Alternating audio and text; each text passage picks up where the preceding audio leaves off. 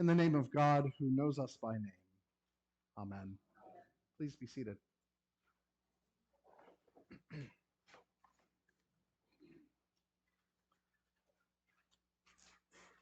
Michael and I always, at any given time, have a few different television shows going in our streaming life. A few weeks ago, I told you about Game of Thrones, but it's a pretty heavy show, so we sometimes need to punctuate it with something lighter, either through sheer exhaustion from the rigors of that particular show, or just because we need a break from the occasional heaviness of real life. One of those retreat shows for us right now is that we are rewatching RuPaul's Drag Race All-Stars. It's the most recent in the All-Star series, but one of the things that makes it really special is that the entire contestant pool this season is made up of winners from previous seasons. Perhaps in deference to their status as winners, or just because it's one of the twists of the season, no one gets sent home throughout the course of the competition.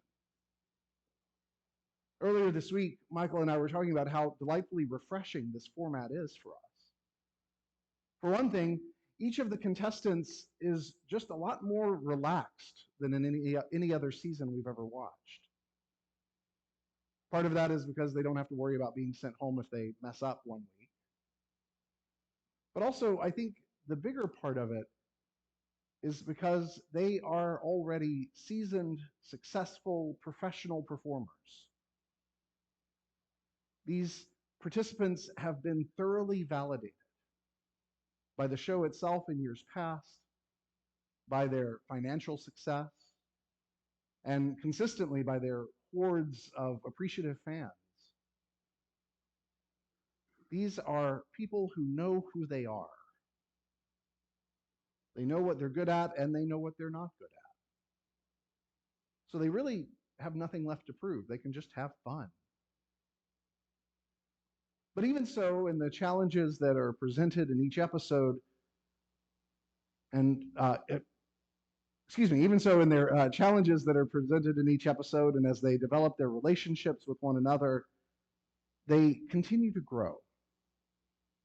Not into new people, but into more clearly realized expressions of who they already are.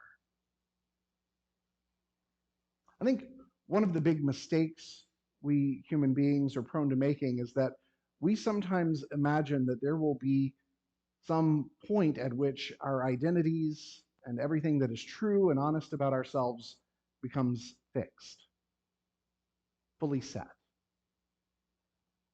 There will be some point at which we are at last defined. When I graduate from this degree program, when I get that job, when I get married, when I become a parent, when I retire, whatever it may be. We imagine that there will be some point where everything finally becomes static, where our identity as individuals has at last reached that goal. But of course, that's not true. And very often when we've surpassed these milestones and still find ourselves growing, it can lead to a sort of personal crisis. But in truth, growth should always be among our goals. Whether we're 9 or 90, there is always more to know, always new ways to grow, always new ways to live more deeply into the unique individuals that God is constantly creating us to be. One of the mistakes that can come from thinking this way about identity, as if there is some end point, is that we can assume that it's true about others too. We take what we know about them, whoever they are, and label their identity on the basis of some individual limiting characteristic. Soccer mom, transgender person, Wall Street type, hippie, Asian, Whatever identifier we've noticed can too easily become the sole aspect we can see in that other person. And almost always, it isn't fair. We're all more complex than any single characteristic or experience. I thought of that this week because this story of the woman at the well is such a pivotal one in the broader story of our faith. We hear the story in our liturgical cycle on the heels of the story we read last week, the story of Nicodemus, the Pharisee, the insider in the dominant culture of his time and place because of his gender and his ethnicity and his faith and his station in the community. This ideal expression of an insider seeks out Jesus, albeit under the cover of darkness, to learn more about this way of knowing God that he'd been teaching about. Then the next story that we hear, the one we read today, is the story of the woman at the well. A woman of such little significance to the writer of the gospel that she isn't even given a name. Just the woman at the well.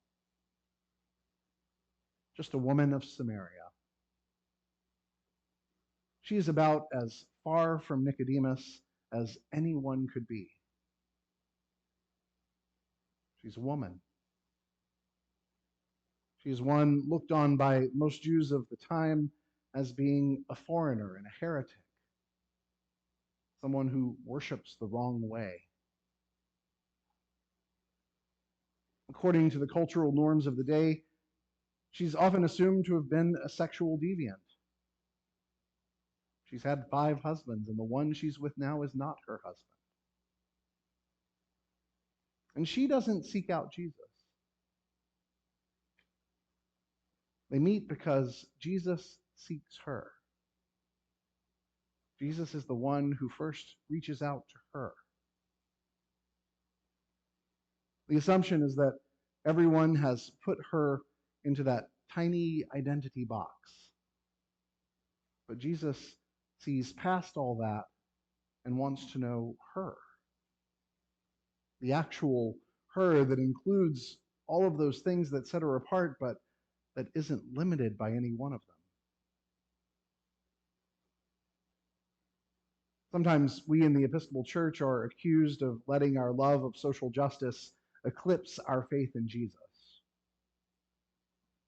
And maybe that is true for some folks.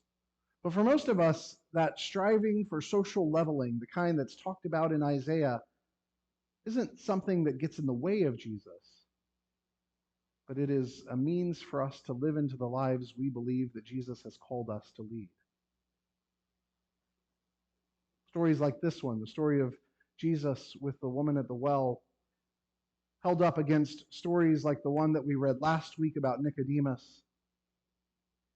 They show us that part of the point of this Jesus story is that God not only can, but that God actively wants to use all different kinds of people and things.